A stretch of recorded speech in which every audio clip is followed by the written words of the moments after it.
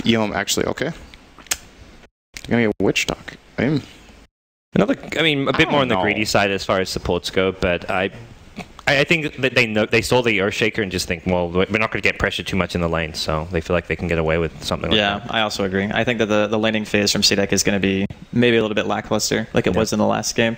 I just kind of get this feeling that this Witch Doctor at some point is going to get like up to Aghanims, and then you're going to have two supports on the side of CDEC, and they're like, we can't really do anything about this. And even if the Earthshaker, it's not like you're expecting a blink before like 25-30 minutes. That just doesn't happen. Witch Doctor is a hero who's naturally going to find more farm. I also feel because they have Queen and Gyro that we could potentially be seeing one of those roles where the Witch Doctor is actually transitioned into more of a farming hero, where they like to leave him on lanes and get like the early point booster, the Ogre Club, just tank up, and then you can actually sit there and channel, and you just can't kill it.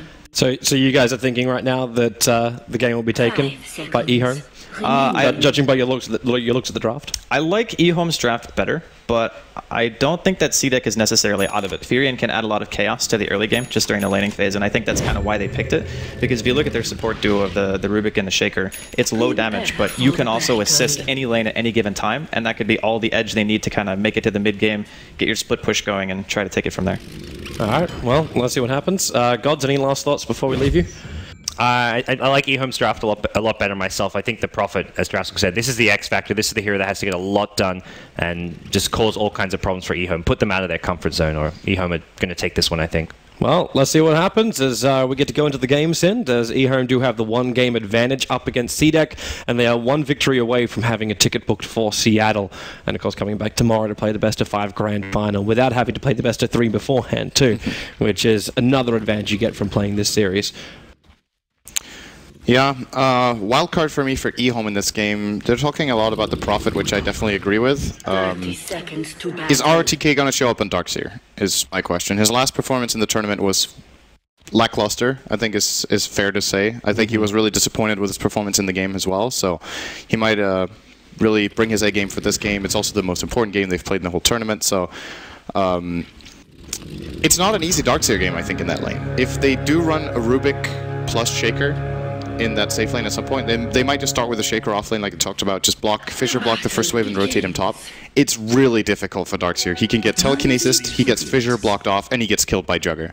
And you kind of have to skill Iron Shell level 1 on Darkseer. If you skill Surge first, you have no lane pressure. Then you just hold the lane still, and you never get to distort the equilibrium. And he's going to have to do that in order to gain anything from this lane. And it looks like this time around CDEC have learned their lesson about the dual lane off-lane Shaker, at least. This time they're not interested in that. He's quickly moving either to support a little bit in the mid lane from the beginning or to harass the Darkseer. I would personally like to just see him go top right away. Also to know something else which did end up happening is, well, they're really trying to get into RTK. He's been picked up, thrown down. Well, the Surge is available. Prophet TP's in, but he got body blocked up by Aggressive. That buys the time for the last two attacks to arrive. And CDEC will spill first blood on ROTK. And it cost them nothing. And they forced him to skill Surge, which is actually... I think that was... I understand where he was coming from, skilling Surge there. He saw the Rubik and Jugger running in, and he could have maybe just skilled Surge and just run away from the spin after telekinesis, but wasn't ready for the Prophet TP, which I think was actually a really great move here from CDEC to see the opening with porting in. It's funny though, because EHOME should have known the Prophet had a TP. Those Sentry wards went down, or the Observer wards went down inside the Radiant jungle before, like... before even the 1 minute mark countdown. And what, they're going to go again? RTK picked up, the Fissure is here, it's going to happen all over again. The Fissure, well, it flies out, I don't know, I'm assuming it's above him, but RTK will salve up and survive. Wait for it, boom! And he walks through it. This guy is a genius. CDEC are not going to be happy about that. That was actually a fairly easy kill. I think the Fissure doesn't even need to stun him. It just needs to block him off. So if they miss that, they can still just run him down above the Fissure, I think. But maybe this could just a little bit of mistiming.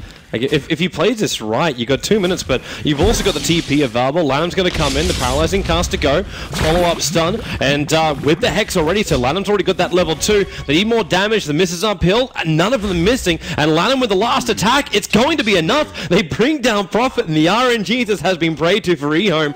They get the one back, now maybe DDC, he will go down, so Split Earth is able to connect, and they're going in even further here, Shikik, with that Edict going after Lanham, and he's got enough. The stun and TP up. Prophet comes in to just leech a little bit of the experience out this one. The scream's there and he just survives.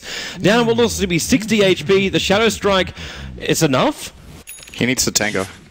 Oh, wow. They weren't sure. Yeah, they really weren't sure. XZ stopped his deny attack. Yeah. I think he also realized his attack wouldn't have been enough. He would have denied him for sure. He had 25 health, I think. Yeah. He could have almost killed him twice with that attack. That didn't make sense. You know what I mean? Is it a level 1 or a level 2 Shadow Strike? It should be a level 1. It's level 2. I think level 2. So the way they need to keep track of that is after they got the kill, all the kills there, which was great play again by CDEC with the TPs here, or TP from Prophet, and Lesh landed every single spell there, but after the kill, they actually get to see how much damage the Shadow Strike deals. I think Shiki was bottling up, and he saw the amount of damage he took, and they should have known that they could just deny him. It's a little unfortunate. It's not the end of the world. Quap was dead, so she gets gold but no experience. Yep. But still, they could have for sure avoided that, either by, I don't know if he could have made the tango play. I don't think so. So they did need to deny him there. Okay. They can still feel happy about that exchange. Okay, after this gank in the mid, there's a smoke which wasn't scouted out. He smoked on the high ground, and you've already had the edict being used. The blink away, however, leaves Lanham stranded on the wrong side of the river. The Fissure will arrive, and he's got no way out of here. The Prophet, once again, TPing in. Very, very, like, because he was my thought. He was my next thought. What are we really getting out from this Prophet? He's level 3, but most of this, like, he helped out with the kill on the top. Definitely. Gave away his life near the Ancients because he was also scouted out by Witch Doctor that he was trying to stack. And then you've got the other factor, which is the fact that he hasn't spent much time in the bottom lane at all. Most of the levels he's got was received by moving around the lanes and being there when the last hit happened on the kill. It's kind of reminding me of some of this super aggression we've seen from Bulldog's Prophet in the past. In this game, playing the teleport style, or actually rather, it's actually more similar to Ohio at TI5, where it also felt like they just played super aggressive early on with the teleport, and if you can pull it off like this, it's definitely worth it. He isn't even really paying much in the bottom lane. This tower hasn't really taken any damage, even though he's been absent 3 times in a row. He's going to get experience behind the tower now. There's even another wave coming his way, I think, so he's going to get level 4. But he's almost 5 here. His lack of presence still means that Jaro is doing well in CS. Yeah. But he would anyway. That's the thing. I don't think, like, if Prophet stays in this lane and one of the EHOME supports are down here, Jaro is going to have maybe 3 or 4 CS less. And that is not worth staying for compared to making 3 kills around the map. Is it worthwhile now for EHOME to try and move with the Lion and the Witch Doctor again towards the mid, now that Queen of Pain's approaching level 6? So you're going to have, I'm not going to say Sonic Wave, maybe when she hits level 7 and got a little bit more damage up her sleeve. But like looking for a kill, they could easily kill Lesh with level 6 Quap, for sure. But that's still only going to be like a level 3 Scream as opposed to going for the Sonic Wave. Like if we had a double null Talisman, then maybe on the Wait, what? Why didn't he skill ult? He didn't skill ult. Yeah, he's going for the 3-point Scream. This was the build that most players were using in the past. I want to say a year and a half ago when Quap was played, but Sonic Wave has been buffed in a big way. Way bigger AoE, more damage, even like it was nerfed in damage but turned into pure, and on all levels it still deals more damage now than the old Magic one did. But the primary reason for doing that in the past was the fact you just didn't have a mana pool to support the Sonic Wave and Scream together. Oh, yeah, that's gonna hurt with the call down. They bring down the Prophet once again into the Omni Slash. Lanham helping to take it up quickly into the Hex. Aggressive, has no mana available, but it won't stop him from doing the physical damage. All hits again, Lash. Wow, just his day. As everyone's back though, so you got a Prophet for a Lion and the Leshrac rotates down. In fact, everyone rotates down. There's no one on top lane from either team. That's easily worth it for EHOME, this trade-off. In the meantime, Quap is farming in the mid. Prophet came down. Very aggressive TP, but that means he's also very close now. This flat cannon attack coming from the gyro in the trees. There's no cooldown available, but aggressive drop very low because of the attacks that are there. Lanham trying to juke out these trees, staying alive around the town. Not going to happen. The last attack is there from the Prophet, but the cost is high. It's the Leshrac who ended up dying. RTK surging himself forward, trying to find Garda, successful at doing so, backing it back. So he's trying to bring him in range of, okay, there's no mana for a Rocket Barrage by the looks of it, so they just do it the old-fashioned way with just attack, attack, attack. And they bring down the Rubik. He skilled Vacuum? Level 1 Vacuum. That's okay. I thought he was going to skill Wall, but EHOME rocking the He would have had the builds. choice. Like when the Leshrac died, he probably cracked level 6. Yeah. So he would have had the choice of, well, I can slow him down and get him in range of the gyro. Yeah, he did get the vacuum off, which was great. I'm 100% sure Rubik was dead anyway, and I don't know if he skilled it for that exact kill or not, but regardless, he's looking to level up vacuum before wall. I don't know if it was ROTK that actually played the Darks here in the game that we cast on the Yasha stream, but we did end up having... Before we actually got level 2 wall up, we ended up having 3 points up in the vacuum, using it more as a disabler. Actually, it was Energy Pacemaker that were doing it, and they were using it to control. So you actually use it as like a chain stun combo. Yeah, well, you're saying 3 points in vacuum before level 1 wall. Yeah. Yeah, it's the old classic build, right, where you get wall in level 10 and 11. But as of late, with the much better level 1 wall, most Darkseers have started favoring getting that in level 6, or maybe level... Well, yeah, I guess level 6 in almost every single case. That's why I'm a little surprised by it. But in some cases, it's definitely better to level up the vacuum for the setup as DDC. Wow, he's actually gonna die. What a nice kill. He just came to try and deny that route. For nothing else, with the trees being summoned on the high ground, Prophet got the vision, just followed up with the sprout. That's a highlight right there. It's always funny when Prophet sets up kills like that with Treant blocks. I'm a big fan of like block plays in general. I feel like they're some of the coolest mechanical displays you can do in the game. So that was a pleasure to watch with a little bit of minimum lag, but I can still appreciate it. Wonderful.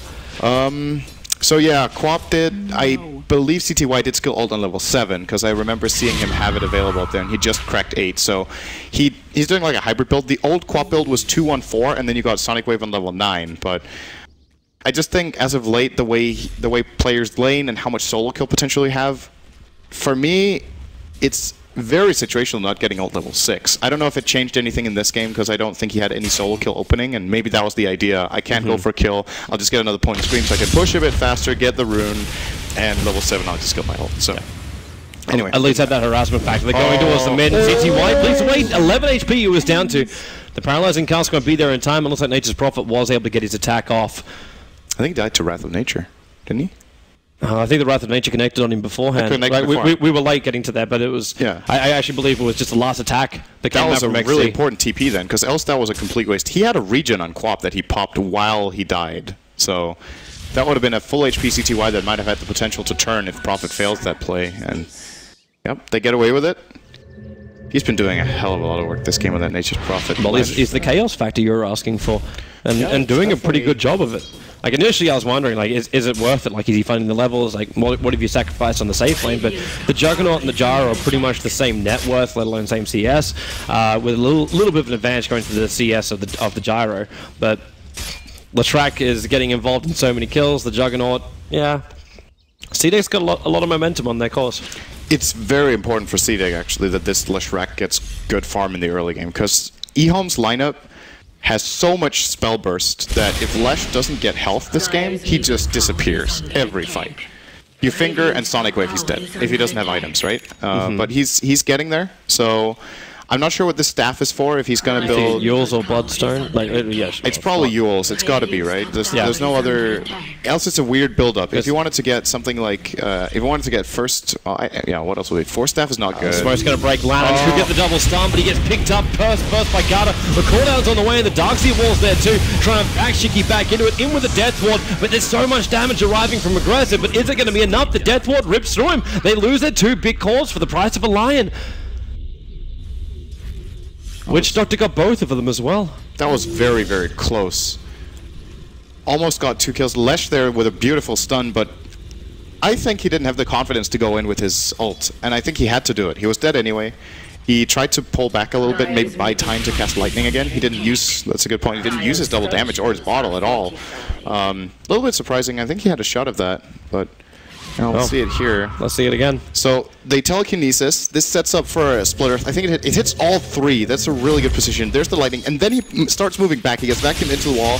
They're already going on him. If he commits in here, he might be able to kill DDC with a DD rune, or if he hits Gyro once with the DD, it's a kill here for Aggressive in the end. And maybe this fight is different.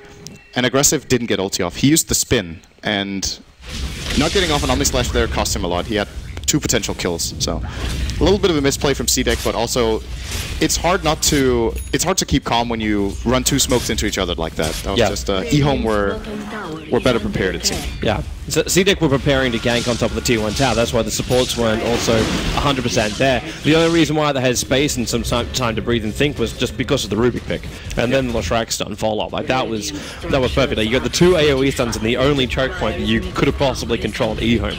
But now we'll start to see the effect of EHOME's heroes as they bring down the Tier 1 tower. They're also pressuring the top. That's the Queen of Pain who's up there. But CDEC are all over the map. You're playing up against a Nature's Prophet, and there's no real great catch-out for him as well. That's one thing which makes the Prophet even bigger with the farm and levels he's managed to achieve. You don't have a Storm Spirit, you don't have a Clockwork, you don't have these type of heroes that you have to set a trap to find the Nature's Prophet. So if he plays his cards right, he can keep EHOME always guessing if they're going to have a bad trade or not. Until Crop has an Orchid. Until Crop has an Orchid. And but even then, like, you can just go for I'd say the Admiral Bulldog build where you get the Blink Dagger. So the second you think Crop's going to arrive, you get yourself out. He could play split push. He could play a very hard split push build. It doesn't seem like his approach to the game so far, though. Yeah. Well, actually, what was that build? So he's actually going to go for the mech build. Yeah. So he's here for the CDEC team fight then. I like it a lot because CDEC's game plan is revolving around peaking in the mid game, and the mech on Prophet, Leshrac getting a couple of core items, and so is Jug. This time he's adapting differently. This is what we talked about in the last game from Aggressive. In that game, he went Mask of Madness into Battle Fury because he had to farm and try to play for late game. Yep. This time they're feeling ahead, and he's going to go for the drum. So he's very effective right now. Drum, 4 points in the spin as well, not maxing out the stats for the farming build, but rather just focusing on having the biggest possible impact in team fights around the 20-minute mark. Mech comes out at 14. I guess Lesh will have his item by now. Nope, not yet. It's got to be a Yule. It kind of, he almost has it, 400. That makes for a very easy setup for him onto the Quap. EHOME's checking for Roshan. I thought they didn't have enough damage. They don't have enough survivability to do Roshan quick enough before CDEC would realize it. But it is around the right timing that CDEC could just pop in there. It's a good smoke, I think. They just don't find anything with it. It was just worth the check, but it's like they're 30 seconds too early if CDEC just rotate themselves down now. And they didn't dare going upward after checking the Roche Pit, because they would run up a choke point against Shaker, Rubik, and Juggernaut, and Lash. It could have been disastrous. I think a lot of other teams there would be like, oh, they're not roached, let's try to look for a pick. But in this situation, I think good decision-making from EHOME to not try for that. I think that would have gone horribly wrong. Is this going to be a Vlad's as well for the Nature's Prophet? Like, just start to stack up every single aura that CDEC can get during a team fight, advantage-wise? It makes him very fragile, but he already has a mech. I wouldn't mind. I think Again, it peaks at the right time, but and a good alternative to it is just going for the standard Necro Book build, which is also very good around the 20 to 25 minutes. So yeah. I think Book is better, and then if you really want to Vlad's this game, you could perhaps on Jug. I think that trade-off is better, but the only reason why I Vlad, like the Ring of Basilius is a standard item anyway for the Prophet in the early game. But CTY's in a really good position if this fight breaks out. They're going to go back, though. Yes, but he actually doesn't see anything on the other side of the tree line, though. That's all the dire vision. The second he walks out, that dire observer ward that was left behind by CDEC will see it all. And the Clop's not ready to fight either. But he's going to rush him for the Aghanim Scepter on the Queen of Pain. So it's all about team fight for EHOME.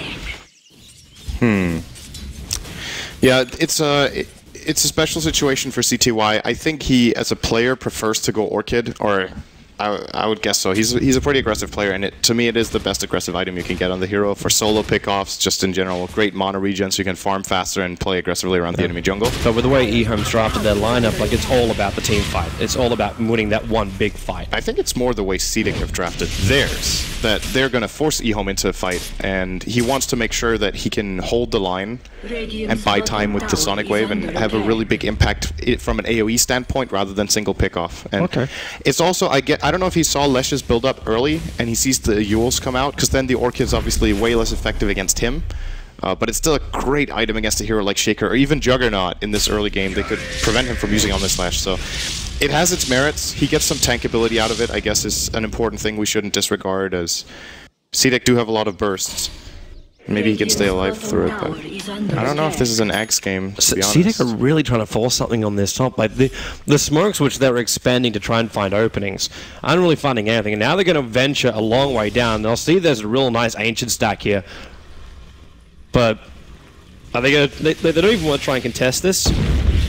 Because then it's really too dangerous for them. Then they're in the choke point up against EHOME. And they don't have good hero sword either. Juggernaut is not that good at taking ancient stacks. Yep. If you have an Empower or something, then sure, but... Well, stunned in the cooldown. They can follow up with a Hex. That Lashrag's going to hurt here, but they need more from ROTK. Vag, Wall, there's that Euro Scepter sending him up and towards the edge, trying to buy some time for Lashrag. Still walking back down. The Death Ward, it was too much damage, and there's your Sonic Wave kill. Lashrag will end up dropping, and CDEC are getting the hell out of here as quick as they possibly can. Aggressive's already pretty low. Can't run away too quickly because that Shadow Strike is on top of him. Now the Paralyzing Cast into the Finger of Death. Never got the Omni Slash off, and all the rest of the TPs will be happening too. So CDEC get the hell out. They lost 2 players though, and they may lose a 3rd inside the river. Garda got an invis rune, so he's fine. They lost 2 cores. That's the worst thing. It's not just 2 heroes. It's I think their 2 highest net worth heroes get killed there. So that's a very big gold swing. 1800 as it was almost 1900. It was weird for Lashrag's position at the start. Like he walked over the cliffside where he had no vision of what was high. Yeah, that was a very weird angle. Lion in the right place at the right time, and he definitely did not see that coming. They did everything they could to save him. They used Healing Ward, they used the mech, good fissure, still wasn't enough. But that was also the position of Lanham. Like Lanham was looking for that before on the top lane. He's just sitting in the tree line right next to the tower. He's always trying to be in that front position where he can catch someone out, so you don't have the abilities from a Lashrag. They're gonna try to force again. This time there still is a glyph. I imagine EHOME might want to try to hold this if they've got a Sonic Wave. They've got the cooldown back up again. Oh, he didn't have Axe yet. That's right. Oh, I was thinking he must have Sonic Wave again really soon, but yeah. He's still short by 900.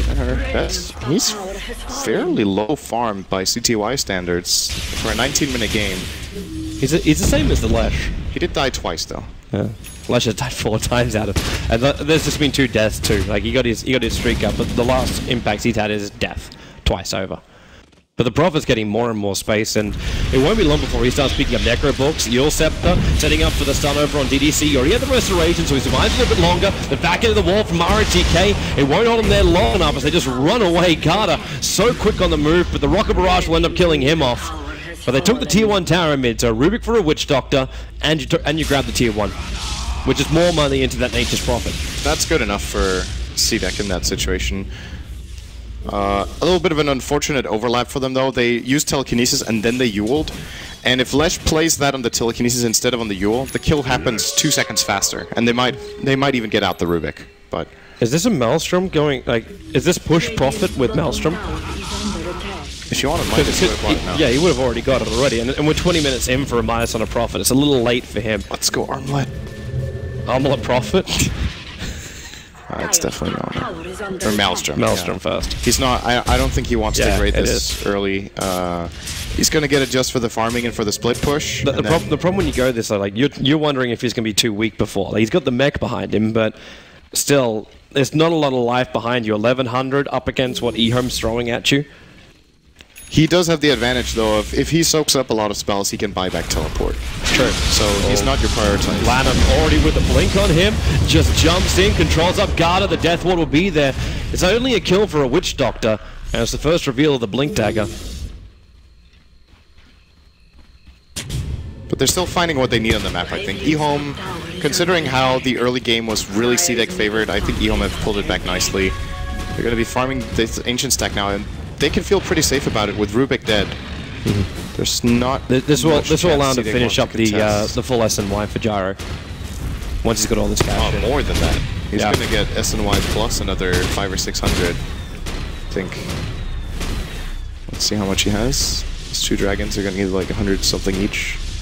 172 and 186. So SNY 700. That's looking really good here for Yang. He's now more than 1,000 ahead of the Lesh. Once he's got his BKB, what does CDEC even do against him? Oh, they still have Omni Slash, but the Prophet's itemization is going to be pretty weak against BKBs. This is where if you have a Necro Book, even though the books obviously can't get the mana drain part against the BKB targets, they're still going to deal more damage than a Maelstrom. It is very cost inefficient if you don't get the chain alignments off. Surprise, surprise. So Yeah, but the nature's prophet, like maybe we look at this from a different angle, where it's purely avoiding the team fights. Oh, okay. He actually went a full Manta. What's he trying to break though? Because there's no early Orca control from the prophet. Is he trying to soak up the Omni Slash? It's okay for that. I really don't like Manta on Gyro in general. They're coming in to check Roshan. Underwhelming. CDEC's not going to jump this though. Aggress is making the move, but yeah, that's a very weird Manta pickup. I don't really like it. If he didn't want to upgrade, he had. I think for the first time ever, you'll hear me say I think Sanjay Yasha was better, but in my opinion, he should have kept the Yasha and go BKB, or he should go Sanjay Yasha. I think BKB would have been the best choice. Personally, it's a little bit too late for my taste for an SNY on Gyro, but he could have definitely got it. Manta on Gyro is just so underwhelming. The illusions aren't that strong. They're mega short range. If he had like an Orchid he was up against or something he wanted to break, then you could argue a lot more for it. But in that case, you could still get a BKB. And I don't know. It can split push a little bit, but just that seems to be the only reason. Yeah. Like you're triggering demand and it's only on 2. That was not useful. Yeah. I don't know. We might see him make a big play with it. This is. I feel like out of all the agility carries in the game, Gyro has got to be one of the worst to get a Manta on. There are just. I'm trying to think of a worse one, and I can't come up with one right now.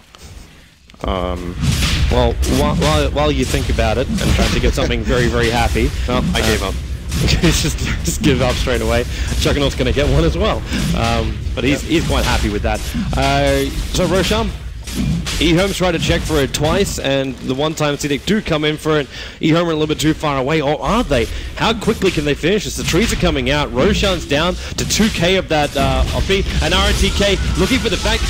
You get him up on the cliff side? No, he just backs him in, and Prophet as well as the Shrike already down for the count. You do have that movement up with the Echo Slam, or is it even an Echo Slam? The Death Waltz from the high ground, and CDEC are completely dead as we see all the abilities, which actually were used to kill them, now attacking in. And a triple kill for the Queen of Pain, a Roshan for EHOME, and Aegis the Immortal into the Queen of Pain as well. Cinderin, give me your precise thoughts in that fight. That was a great. They won that fight even with cooldowning after it, and the cooldown on their own team with fighting. Well, to be honest, it's just CDEC took a chance. I don't know if they needed to do it here. To be honest, they went for the play. EHOME were ready for it. They moved in at the right time. The Fissure tried to buy enough time. It didn't manage, and Darkseer got into a very good position in the pit. He's one of the best heroes at fighting around the pit. So, CDEC losing 5 heroes in a Roche when they could have just chosen not to go for it. I think it's a little cocky from them not to try a gank first. If they could have killed a hero with Omni Slash, then they get the Roche more or less for free. But they tried, it didn't work. Now they're really on the back foot. Yeah, now... Oh my lord. Yeah, that's like climbing the Himalayas is difficult, and CDEC are going to start running out of air very, very soon. They need to try and fix this up somehow. You got a PKB over on the co-op with the Ags, like they've got no control, and their damage isn't high enough. Like, the Juggernaut doesn't feel like he's a threat anymore. Like, I almost feel like this Nature's Prophet is the only saving grace for CDEC. He has to be able to keep these side lanes pushed out and make sure that EHOME wastes their time with the Aegis worrying about their side lanes, never being able to say, we can go through tier 2s, we can now push into the tier 3 and take base. Stall this game up as long as you possibly can, and then hope Leshrac and Juggernaut together can find enough damage to rip apart EHOME. That's the only way I see this really happening. The Echo Slam with a blink in from the Earthshaker, he's not at blink yet, but if he can get that, then you've also got potential initiation in from CDEC, and Garda's a great control, great abilities for him. They've still got many ways they can win this game, but they have to slow down EHOME. It's gonna be difficult though with. Wait, who can solo Prophet right now for EHOME? I guess no one, but any 2 heroes together. If Quap had an Orchid, it would be possible. Yeah, I think so. But it's not going to be long. Like, if Prophet does go for either Manta or BKB, then I'd still also be very concerned, because then he can't do a split push.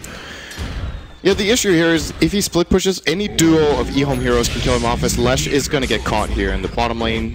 Actually, TI showing off his BKB. They also got the Prophet, and they're going to get Garter. Wow, okay. This is very quickly getting completely out of control for CDEC. They lost their way in the game.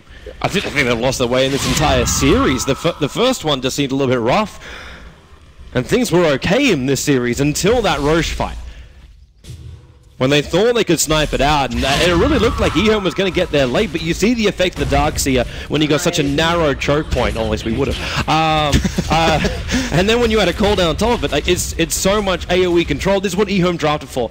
And I kind of said during the drafting phase, one fight wins this for EHOME, or potentially makes a comeback for EHOME. Yeah. And that's exactly what ended up happening to CDEC. They lose all momentum. And look at the Jara card. The Jara is rich as hell. It's actually... Wait, was that his... Is he building a scythe? Lincoln's? Is it a Lincoln Sphere? No, it's CT-wise. It's CT-wise, okay. Because I'm just seeing this ultimate orb on him after picking up Manta Style. He's going to go Scotty. That's a good item on Gyro. Or he gets 2 Mantas for style points. But that seems unlikely. It's the wrong type of style, Sin. But yeah, just that we're going to keep coming back to that Roche fight, right? Because it's what decided this game if it turns out CDEC lose it, which at this point in time it definitely does not look good for them. Yeah. EHOME's lineup is god tier at fighting in a narrow spot. They have Vacuum, Call Down, Sonic Wave, and even the Earth Spike, which isn't too difficult to land on 2 or 3 heroes in the Roche Pit. So when you make this play as CDEC, you better either have really good vision or get a gank first, and I felt like they had neither. So ultimately they took a chance that they knew was a really high-risk play, and there are times when you go for high-risk plays. You go for a high-risk play if you have no other choice. If you can tell the game is getting out of hand, it's what you do. But they did all right the early game.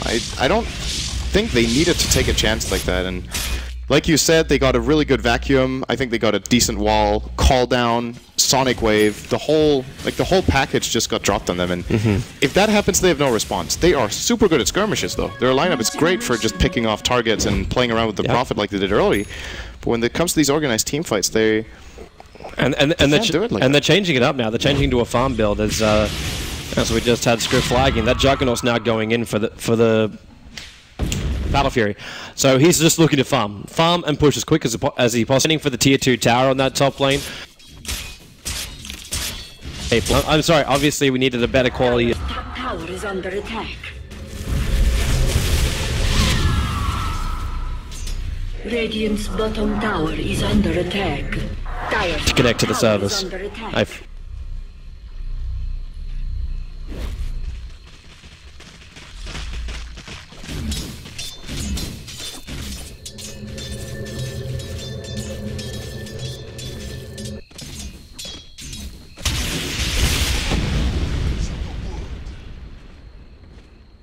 There's actually worthy tribute. No, there's nothing to do about it from our end, which it sucks. Like, we would love to fix this, of course, but we can't really do anything. We're at the mercy of the server. Sometimes you get dealt a good hand, sometimes you don't. And we've had a fairly decent hand throughout the group stages, though. Oh yeah, in the past it's been a lot worse than this. Yeah. Well, we come back in, and all of a sudden, magic has been done. This is looking pretty good for now. Yeah, we're actually moving forward, and not laggy. Wonderful. But damn, you got a Blink Dagger and RTK as well as Lanham. I don't know how CDEC's meant to get a better positioning during their team fight. Like, what Prof is doing right now is...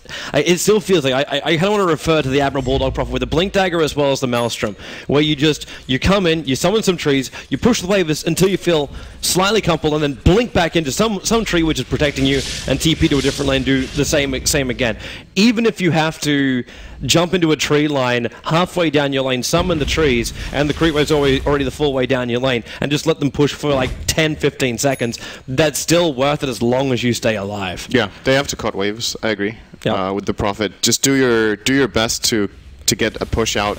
Even if you need to play super safe, it's better than trying to farm your jungle, because you're not going to have your jungle right now. Right now, he's who's the information. Yeah, it's an ancient stack right now with aggressive trying to take it from EHOME. He can actually solo RTK because he's got a level 2. It looks like the Sonic Wave. They're going to take out the Lashrak, who was inside the Dire jungle. But that battle is still like going to and fro back in the mid. It's just going to be a TP out.